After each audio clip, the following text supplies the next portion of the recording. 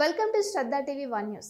విజయనగరం జిల్లా police parade ground లో రాష్ట్ర ప్రభుత్వం ఆధ్వర్యం నిర్వహించిన 80వ స్వాతంత్ర దినోత్సవ వేడుకల్లో ఏపీ మార్క్ ఫెడ్ చైర్మన్ అయిన నల్లిమల్ల టీడీపీ ఇన్ఛార్జ్ శ్రీ కర్రోతు బంగారాజ్ పాల్గొన్నారు.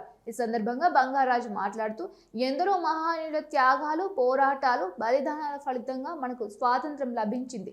మన దేశ స్వేచ్ఛ కోసం తమ జీవితాలను త్యాగం చేసిన ప్రతి స్వాతంత్ర సమరయోధుడికి ఈ సందర్భంగా శిరస్సు వంచి నమస్కరిద్దాం.